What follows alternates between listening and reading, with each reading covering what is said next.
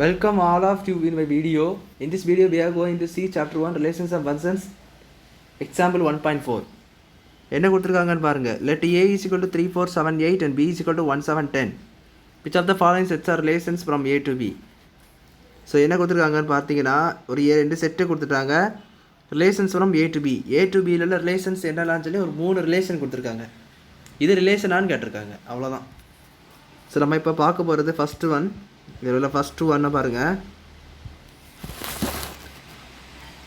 என்ன கொடுத்துருக்காங்க பாருங்கள், 3,7. ஃபஸ்ட்டு இது நம்ம ரிலேஷனாக பார்க்கறதுக்கு நம்ம என்ன பண்ணணும்னா ஏ கிராஸ் பியை முதல்ல கண்டுபிடிக்க வேண்டும். A cross B. So A cross B உங்களுக்கு எல்லாருக்கும் ஒரு தெரிந்தது ஒன்று தான்.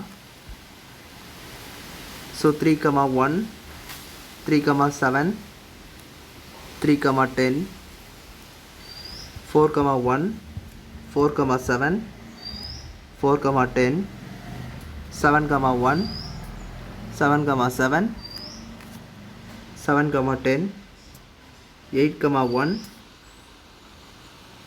8,7 8,10. ஸோ இதுதான் உங்களுக்கு ஏ கிராஸ் பி.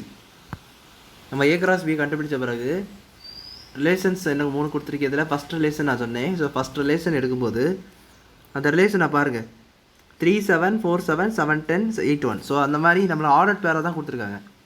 ஸோ இந்த ஆர்டர் பேர்ஸ் எல்லாமே நம்ம கண்டுபிடிச்ச ஏ கிராஸ் பியில் இருக்கான்னு பார்க்கணும். பார்த்தாலே தெரிஞ்சிடும் வந்ததுக்கான ஆன்சர். ஸோ பாருங்கள், 3,7 4,7 7,10 8,1. 3,7 இருக்கான்னு பாருங்கள். 3,7 இருக்குது, 4,7 இருக்குது, 7,10 இருக்குது, தென் 8,1 இருக்குது. ஸோ இது 4 இருக்குது. ஆல் வேர் லொக்கேட்டட். அது 4மே நம்ம ஏ கிராஸ் பியில் இருக்குது. ஸோ நீங்கள் என்ன எழுதணும்னா R1 contains A cross B. R1 contains A cross B. A cross Bயில் R1ல ரிலேஷன்ஸ் சொல்லிது தொடர்பு இருக்குது அப்படின்னு அர்த்தம். R1 உடைய எலமெண்ட்ஸ் எல்லாமே A cross Bயில் கண்டெயின் ஆகிருக்குது. ஸோ நம்ம என்ன எழுதுவோம், R1 is a relation from A to B. அவ்வளோதான். ஸோ இப்படி தான் ஒவ்வொன்றுமே கண்டுபிடிக்கணும் நீங்கள். இப்போ ரெண்டாவது ஒன் என்ன கேட்டிருக்காங்கன்னு பாருங்கள். R2 is equal to 3,1 and 4,12. அங்கே கொடுத்துட்டாங்க 3,1 4,12. நம்மளை பார்த்தாலே தெரியும் இது ஒரு ரிலேஷன் கிடையாது. ஏன்னா 12ன்னு ஒரு நம்பரை நம்ம எங்கேயுமே லொக்கேட்டடாக இல்லை. இது ஏக்கையும் சரி தான், பிலையும் சரி தான். 12ன்னு ஒரு நம்பர் இல்லை. கண்டிப்பாக அது 12 இல்லாதனால இது ஒரு ரிலேஷன் கிடையாது.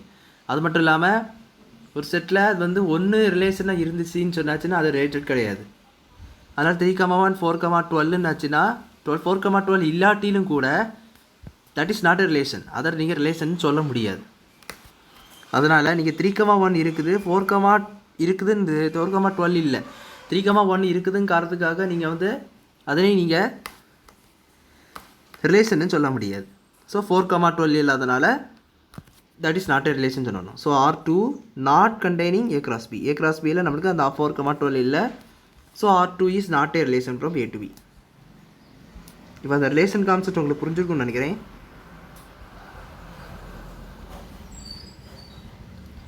இப்போ இதே மெத்தட் தான் தேர்ட் சம்மா அதே தான் கொடுத்துருக்காங்க. கொஞ்சம் பெரிய செட்டாக கொடுத்துருக்காங்க. ஸோ ஃபஸ்ட்டு ஓப்பனாக இருக்கான்னு பாருங்கள். 3,7 இருக்குது, 4,10 இதுவும் இருக்குது, 7,7 அதுவும் இருக்குது, 7,8 இருக்குதா, 7,8 இல்லை, 7,10 இருக்குது, 7,1 இருக்குது, 7,7 இருக்குது. பட் உங்களுக்கு 7,8ன்னு ஒரு எலமெண்ட் இல்லை. ஸோ இதே நீங்கள் ரிலேஷன் இல்லைன்னு சொல்லிடலாம். இருந்தாலும் எல்லா எலமெண்ட்ஸும் இருக்கா பாருங்கள். 8,11 இருக்குதா, அதுவும் இல்லை. ஏன்னா 8,1 7 10 அவ்வளோதான் இருக்குது. ஸோ 8,7ம் 10ம் என்ன இருக்குது, ஈச் ஆர் தே. ஸோ இந்த ரெண்டும் உங்களுக்கு இல்லை. ஆல்ரெடி சொல்லிட்டேன், ஒரு எலமெண்ட் இல்லாட்டினா கூட அது ரிலேஷன் கிடையாது. இங்கே 2 எலமெண்ட் இல்லை, அது அப்படியே ஒரு ரிலேஷனாக இருக்க முடியும். So that is not also not relation. R3 not containing A cross B. இந்த ஏ கிராஸ் பியில் அது ஒரு ரிலேஷன் கிடையாது. அதனால் நீங்கள் என்ன சொல்லுவீங்கன்னா R3 is not a relation from A to B. So இதுதான் கான்செப்ட். இந்த ஏ டு பின்னு ரிலேஷன், அது ரிலேஷன் தான். ஆக்சுவலாக அந்த கொடுத்துருக்க 3மே அது ஒரு ரிலேஷன் தான். பட் என்னென்னா அந்த ஏ கிராஸ் பியிலேருந்து ஒரு ரிலேஷன் தான் கேட்டிருக்காங்க. அது ஏ கிராஸ் பிக்கு இதுக்கும் தொடர்பு இருக்கான்னு தான் கேட்டிருப்பாங்க கொஸ்டின்.